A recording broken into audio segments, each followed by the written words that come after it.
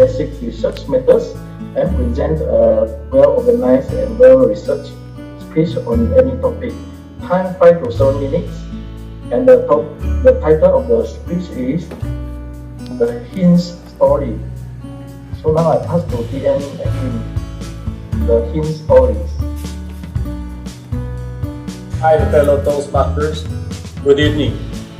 So before I start, can you please type the Hint Story on the chat box? Hint Story on the chat box. Hint Story. Okay. I saw it. Okay. Others. Okay. Okay. So everybody is aware. Okay. Before I continue, I will just share my screen.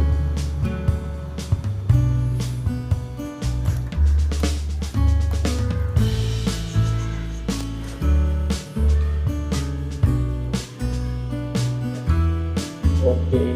Can you see my screen clearly? Yes, TMOD. Okay, thank you. Okay. Mr. Heinz. A story about Mr. Heinz, who owns a Heinz lumber company and had to fill top executive position in this company. Mr. Heinz had two trusted supervisors with equal experience were considered by Mr. Heinz. The first supervisor is working for Mr. Heinz for almost 12 years, and he is one of the trusted of Mr. Heinz. The other guy is the second supervisor, which is working for Mr. Heinz for almost 3.5 years. This is also trusted of Mr. Heinz with all his assets. But guess what? Before Mr. Heinz chose the second supervisor, which is less years working with him. The question is, why? Why this person chosen by Mr. Heinz? Okay, now, to continue my story, when the first supervisor learned that the second supervisor was promoted instead of him, the first supervisor proceeded to the office of Mr. Heinz. And the second supervisor said, Mr. Heinz, good morning, Mr. Heinz. I just want to ask with you regarding the promotion of the second supervisor. You know that I worked with you for almost 12 years, while this guy only works for you 3.5 years. But why this guy you chose to be promoted instead of me?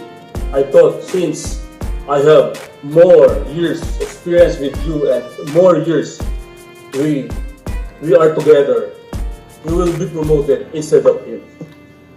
Then Mr. Heinz, instead of answering his question, he asked the first supervisor, okay, is there any lumber had come in a day? Then the first supervisor, yes sir. Okay, I will check first. Just give me a minute and I will go back to you. Then, after a minute, the supervisor came back. Mr. Heinz, the carload are arrived this morning.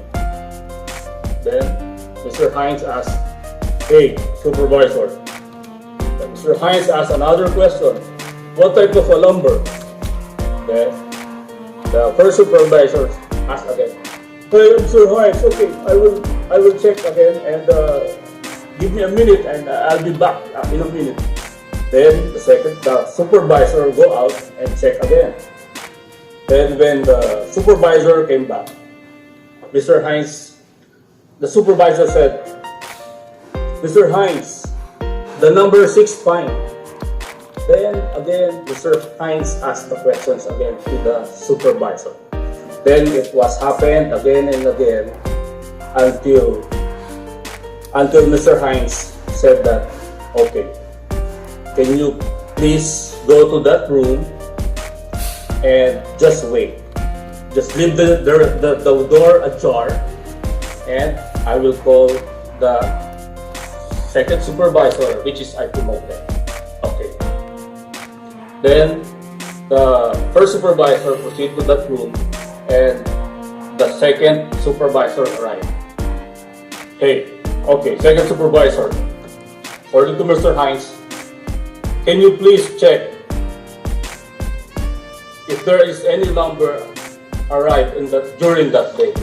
Then the supervisor which is promoted to manager replied, okay, Mr. Hines, just give me a minute, I will just check and I'll get back to you. Okay, the second supervisor go out and check if there is anything arrived on that day. Then, since this is the manager that is promoted, the second supervisor, a few minutes, the manager returned with the following answer. A carload, Mr. Hines, a carload of number 6 pine had come into the truck 9:30 a.m. and total of 3,500 board. The lumber was unloaded at 2 p.m. and stored in warehouse number 18. It was ordered number 65-03 for the Williams Company, and its total value was 16,350.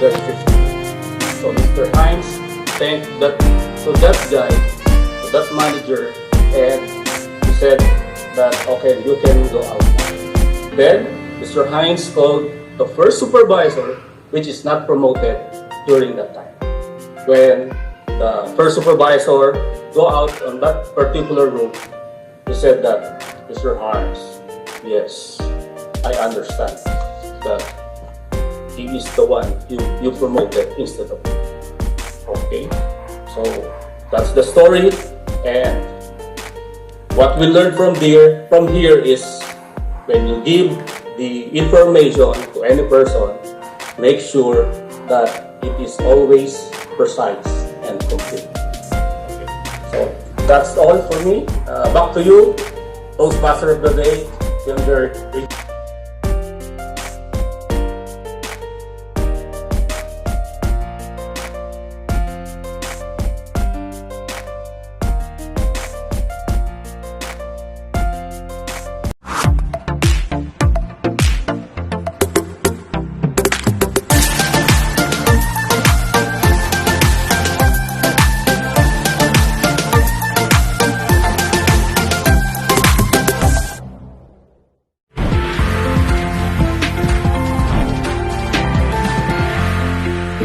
Mag-subscribe, ring the bell, mag-like, comment, at i-share mo na.